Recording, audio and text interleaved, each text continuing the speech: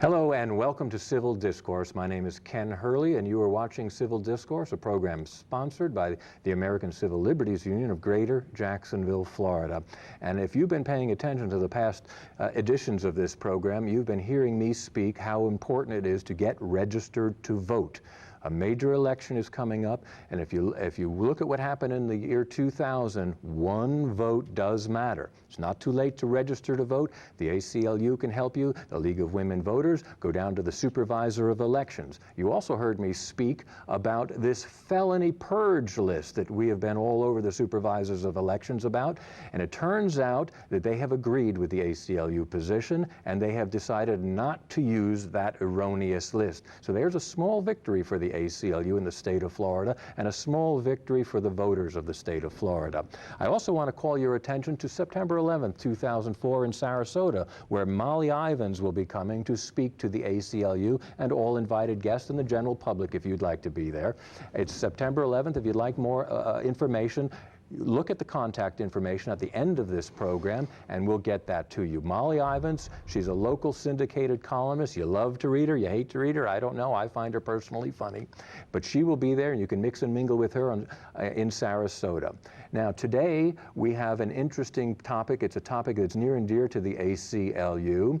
It regards the war on drugs. If you'll remember correctly, the war on drugs is a phrase that was coined by presidential hopeful Richard Nixon when he wanted to get elected. He felt one of the things he needed was a war, so he coined this phrase, war on drugs. The ACLU's position has been and is that it is a failure and it never did work. I'm so happy to have as our guest in the studio retired undercover narcotics agent Jack Cole, who is also the executive director of the Law Enforcement Against Prohibition. The acronym is LEAP, and this program is growing by leaps and bounds. And I'm so happy, Mr. Cole, that you are here. Tell us about the vision of LEAP and your experience. You have spent decades on the front lines of dealing with the war on drugs. You have busted kids, hundreds, perhaps thousands of them. Is it a success? Is it a failure? Where are we going with this? I'm really pleased to be here myself, Ken. Where are we going with this? We're going nowhere. The first thing I'd like to tell your audience is the war on drugs has been, and forever will be, a dismal and abject failure. There is no way to correct for it. Now, this is coming from a man who has impeccable credentials. You're not just some ACLU guy out there saying this. No, I retired a lieutenant from the New Jersey State Police after 26 years of putting my life on the line, 14 years working mainly undercover in narcotics. I worked everything from street jobs up to billion-dollar international heroin and cocaine trafficking rings. And I was certainly there long enough to realize the horrors we have created in this war. So what happened was 5 of us got together, 5 cops, and 4 of us were retired and 1 was a current police officer, and we were so fed up with what is going on, we said, you know, all we've managed to do in 34 years of this war is spend $500 billion to virtually guarantee that today drugs are cheaper, more potent, and far easier to get than they were in 1970 when I started buying them undercover at the beginning of the war. Now, to me, that's a failed policy. And the only other thing we can point to as some sort of success in this policy is we can successfully conclude that next year and every year after that, we are going to spend $69 billion to continue to prosecute this war. That's what we spend every single year now to prosecute this war. It was $87 billion to go to Iraq. That's right. Now that's almost. You're talking a couple bucks here. Yeah, that's billion with a B, as everybody wants to say. That's right. That's pretty soon you're talking about real money. Right. A billion here, a billion there. Right. Adds up. And all we've accomplished, really, in hard facts, is every year now since the year 2000, we have arrested 1,600,000 human beings in this country for nonviolent drug violations. Every year? Every single year. And you know, now, this could be for marijuana? Well, fully half of them are for marijuana. And because Ronald Reagan came along and said, you guys, you're going about this the wrong way. You're out there, you want to think of this as an economics equation. You're out there on the supply side arresting dealers. If you were on the demand side arresting users, you'd frighten all the users away if you arrested enough of them. No users, no dealers, case closed. So in 1980, we were already arresting slightly over 500,000 people for nonviolent drug offenses. And we said, okay, we'll try that, and we did. And by 20 years later, we'd kicked that up, we'd tripled our number of arrests, and every year since, 1.6 million people. And of course, most of those arrests don't look a whole lot like us. These are mainly people, poor people, people of color. And these laws are truly some of the most racist laws that have ever existed, at least in their implementation, if not in their creation. Well, from the prosecutor's standpoint, how they prosecute these sometimes is prejudicial, and the statistics bear you out what you are saying, and this is not something you're just creating. Oh, no, this is something that can easily be verified. That's right. And let me run some of the stats for your audience. Although the Federal Household Survey says every year that of all the people involved in the drug culture, whether they're dealers, users, whatever they are, 72% of those folks are white, look just like you and me. But only 13% of them, 13.5%, are black. Okay. But once you start looking at the arrest statistics, you find that 37% of all those arrested for drug violations are black, 42% of all those in federal prison for drug violations are black, 60% of all those in state prison for drug violations are black. And in our most rabidly prohibitionist state that has the toughest mandatory minimum sentences for drug violations, that's New York State, Rockefeller mandatory minimums. If you look in their state prisons, you'll find slightly over 19,000 people in that prison serving time for mandatory minimum sentences for drug violation.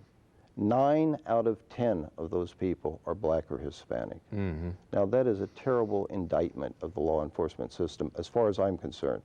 And maybe even as far as some other people are concerned, because the FBI wrote in their Uniform Crime Report last year, one of the saddest statements I ever saw in my life, they wrote that a young couple giving birth to a black male baby now has an expectation of 1 in 3 that child will serve time in prison. Yeah, 1 in 3. Now, if we only changed one word in that sentence, if we changed black baby to white baby, we would have ended this war 30 years ago because we wouldn't have stood for it. It may never have begun. We have history to teach us that the prohibition doesn't work. Absolutely. We had 13 years in this country. It was constitutionally mandated prohibition against alcohol. And how did that wind up? We had to repeal that. We knew it didn't work because you really have a hard time legislating what seems to be inherent human behavior. Besides this, marijuana is one of the most prolific weeds on the face of the earth. You can't really eradicate it. It grows everywhere. Well, actually, this is all basically weeds. I don't care whether you're talking about marijuana from a hemp plant or cocaine from a coca bush or heroin from an opium poppy. It's all basically just weeds. Those of us charged with destroying it, we go down and we cut it down, we pull it up by the roots, we fly over with helicopters and fixed-wing planes and spray poison on it, and also spray poison on all of those campesinos that are growing it. We don't seem to mind that. But the big thing is we have to go back every year and do it all over again because it's just as you said. These plants are so hardy and so prolific, and they will grow any place in the world, and because of that they have zero value, absolutely no value at all until we say they're illegal. And once we say that, the value goes right through the ceiling, so much so that between where they're grown or produced, mainly in countries like Colombia or Afghanistan, and where they're sold in Los Angeles or New York or right here in Jacksonville, Florida, that value can increase by 17,000%.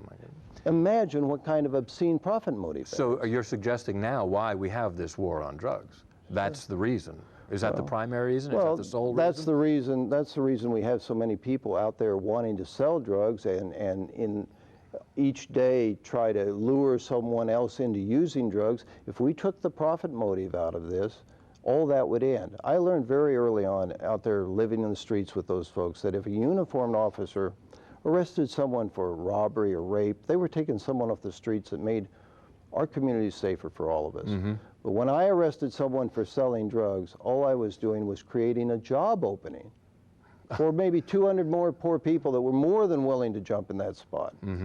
It was even worse than that. I wasn't just creating a job opening, I was creating a safe job opening, because if they went down on that corner and tried to take the job while the guy's still standing there, they'd probably get shot. So that's incredible. Why? It's hard for me to understand the fear that people have if we were to start to speak about perhaps legalizing some of these illegal drugs now. Can you speak at all to what you perceive the fear of the general population is? Sure. That fear really exists, and it exists because they don't understand the truth about the horrors of the drug war, or the truth about what would really happen if we ended it. And that fear keeps being fanned by the drug warriors, by the administration, by the drug czar, who want to scare everybody into continuing this war. All you have to do is look at what happened during alcohol prohibition. As you mentioned, during alcohol prohibition, we had the highest murder rate in the history of this country, the highest rate of corruption of public officials in the history of this country. And in 1933, when we had the good sense, our grandmothers and grandfathers had the good sense to end that nasty law, that year, all those stats fell down to almost nothing. And they stayed down there until 1968, when Mr. Nixon declared war on drugs, and now they've all shot back up. They've surpassed what we had in the first drug prohibition. If we ended this drug prohibition, all that would end. It would all be gone. You know, they put Al Capone out of business. Well, we'd put Pablo Escobar out of business if he were still alive, but we'd put all the people that are replacing him out of business. You know, this is the only kind of crime fighting in America where the police measure their success by whether or not the murder rate goes up. Let me explain that, because it's kind of interesting. Yeah, go ahead.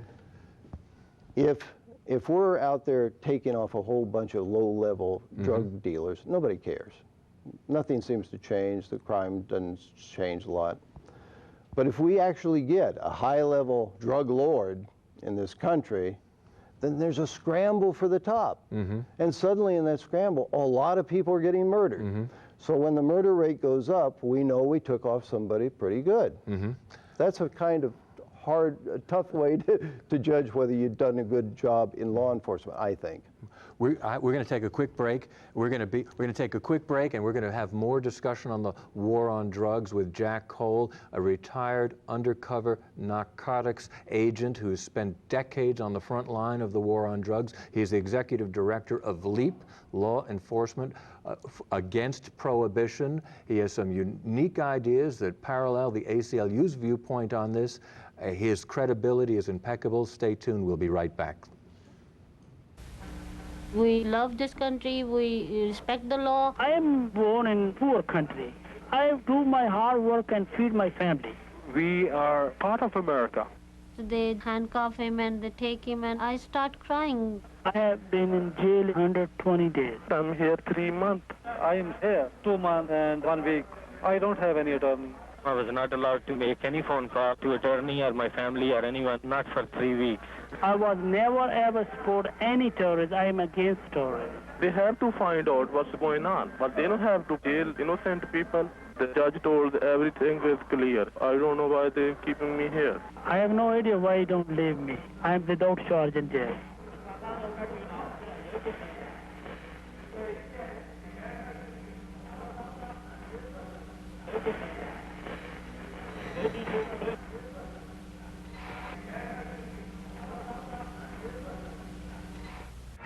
Larry Parker, National Honor Society student.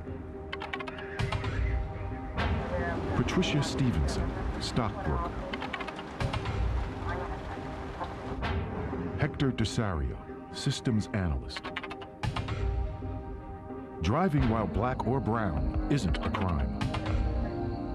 If it's happened to you, call us at 1-877-6-PROFILE and arrest the racism.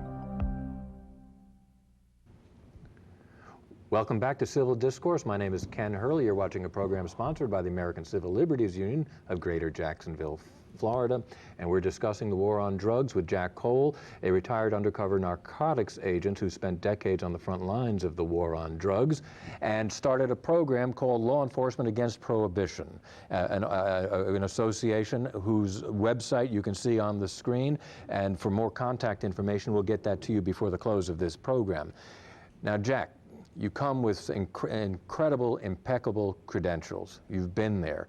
You've busted hundreds and perhaps thousands of people. You've regretted it. I'm afraid I have, yes. You've turned the corner. You see that this is a failed war. You're out there on the stump telling as many people as possible. What exactly is the mission of LEAP? Well, that is exactly the mission of LEAP. We're an international nonprofit educational organization, and our mission is to educate the public, the media, and the policymakers about what is really going on in the war on drugs, and explain how all these horrors we've created, how we went about creating them, and then the effect that that is having on both law enforcement and the people that we have to deal with, and to explain what the real financial and human costs are that are associated with this war. Because in truth, this isn't a war on drugs. This is a war on people. It's a war on our children, a war on our parents, a war on ourselves. You know, over 87 million people above the age of 12 in this country have used an illegal drug. That means every one of them is vulnerable to arrest. Are we going to arrest every one of those folks? If we did, there'd only be two kinds of adults in this country. There'd be those in prison and those watching those in prison. So we got to think of something more sane. And what are we trying to protect ourselves from? Are these folks a danger to society? Is possession of a plant dangerous to a society? Or should we be legislating certain conduct? Well, that's a very good question. What are we trying to protect ourselves from? Actually, what the public thinks of as the drug problem is mainly the drug prohibition problem, because it's from drug prohibition that almost all the crimes emanate. It's because of what I just told you about this super inflated value of these drugs. That wouldn't happen if the drugs were legal. And it's because of that obscene profit motive that people are out there willing to kill each other in the streets to control their little corner of the market. And of course, if they're having that shootout and they miss each other, they get some little kid standing behind them. It's because of that the police have to do what we're told to do, and we have to go out there and try to arrest some of these very violent folks who our cops are dying in the streets also. All this doesn't have to happen. Your program is called Law Enforcement Against Prohibition. Yes, sir. You're retired law enforcement. Yeah. Now, there is many, and I know many people involved in law enforcement at different levels, different agencies. I know a lot of them may not even know about your organization, and also may have a different view. How do you talk about others in law enforcement? You're absolutely right that most of them don't know about it, because we're only an organization that's 22 months old. Well, let me tell you how we've grown in 22 months. We went from 5 founding members to over 1,500 members.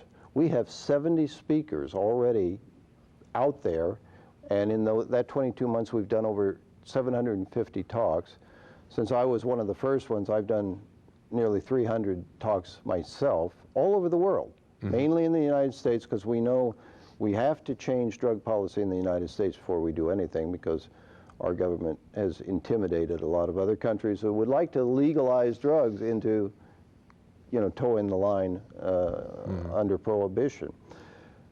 But we have to deal with the entire world if we're talking about ending drug prohibition, because this will affect the entire world. There's no doubt about it.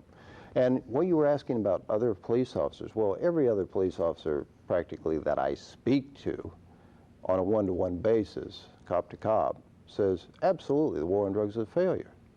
There's nothing we can do about it. But they're charged with enforcing it. Yeah, and they have to do it because it's a law. Right, okay, right. And also that's the way they make their living. You know?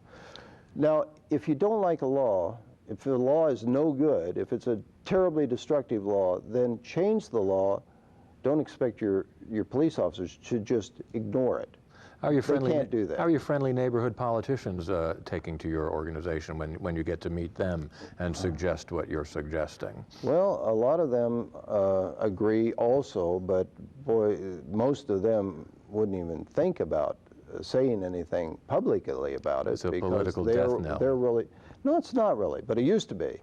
But they think it is, so they're not going to say much publicly. However, anybody can join LEAP. You have to be a current or former law enforcement to be a speaker or board member. And when I say current or former, I mean it's not just restricted to police officers. We have judges, prosecutors, U.S. Customs. We have former DEA agents who are speakers for us.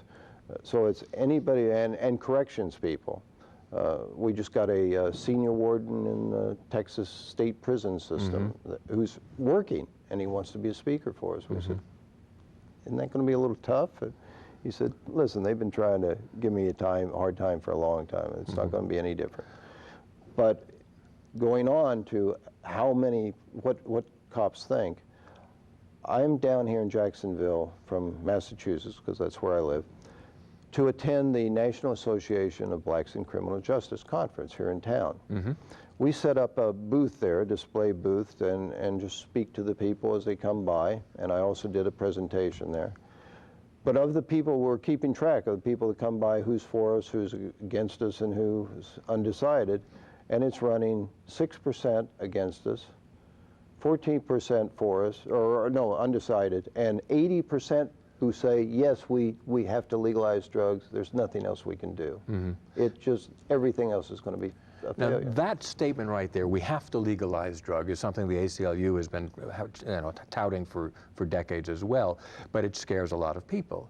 Are we talking about all drugs and just legislating conduct? Or We're talking about talking about all drugs, but we're not talking about let's legalize drugs so we all go out and party. Not for a moment. Nobody at LEAP wants to see one additional drug user in the world, and if we thought what we're doing would cause that to happen, we just wouldn't be doing it. What we want to do is we want to legalize drugs so that drugs can be controlled and regulated and kept out of the hands of our children. Our children who have reported in every government survey for the last 10 years that it is easier for them to buy illegal drugs than it is to buy beer and cigarettes. Now that's a little hard to figure at first. The one is controlled and regulated and the other one isn't. The one is legal, and the people who sell it are, making good money at it. They're licensed to sell it, and they know we'll pull that license if they sell to juveniles. So for the most part, when a young person comes in, they say, let me see your ID. Are you old enough to buy these drugs? And if they're not, they throw them out. You think that happens down on the street corner? That guy doesn't want to see ID. He says, show me the money. What do you do with people who are addicted? How do you want to handle that? I mean, if you legalize it, there are addictions now anyway. There's addictions with cigarettes, there's addictions with alcohol. The way we would handle it, one of the ways, if we look around the world, we see a lot of countries who are doing so much better job than we are. Take Switzerland, for instance. First off, if we legalize drugs today, in the next year, we would have saved $69 billion that we would have otherwise spent to chase those people around, arrest them, prosecute them, and house them in prison. So we got a lot of money to draw on to do other things.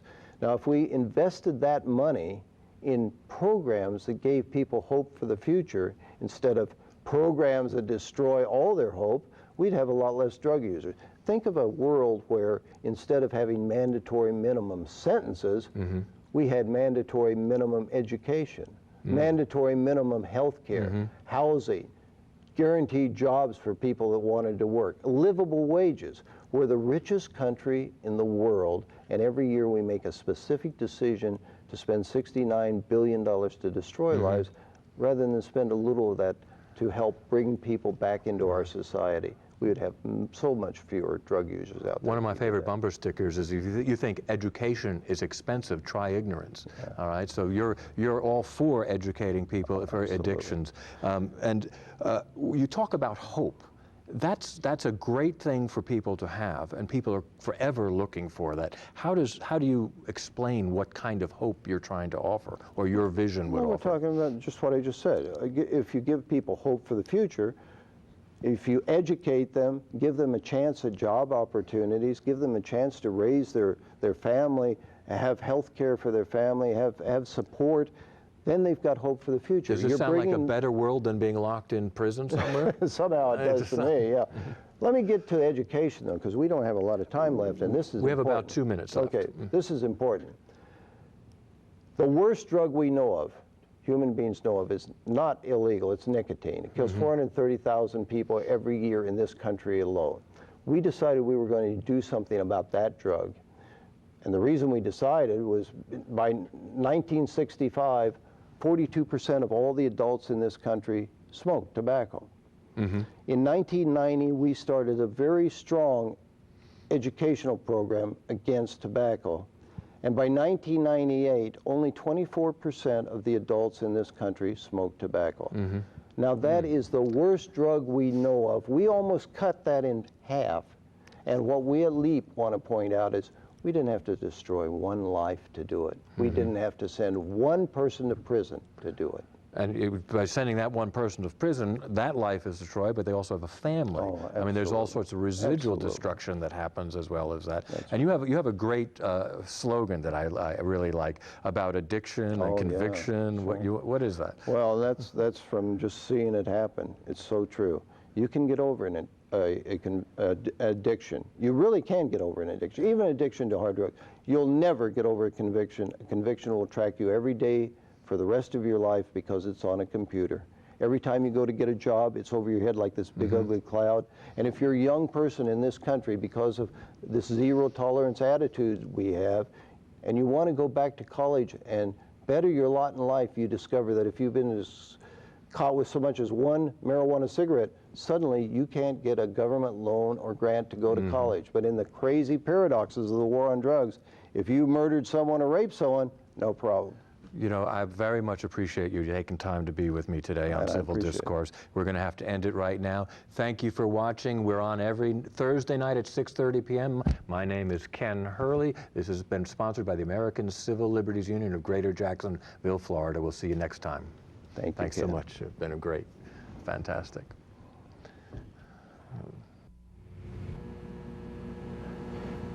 You have been watching a public access television program called Civil Discourse, sponsored by the American Civil Liberties Union of Greater Jacksonville, Florida. The ACLU is a private, nonprofit, nonpartisan membership organization. Our mission is to protect and advance the civil liberties and civil rights guaranteed by the United States Constitution, especially the principles contained in the Bill of Rights. We want to hear from you. Send us an email, share your views and opinions. If you're interested in appearing on the program, let us know. Friend or foe, we want you on the show. You may contact the ACLU in the following ways. Our telephone number is 904-396-5242. Our post office box is 5331 Jacksonville, Florida 32247. And our email address is aclujax@yahoo.com. My name is Ken Hurley. Thank you for participating in Civil Discourse.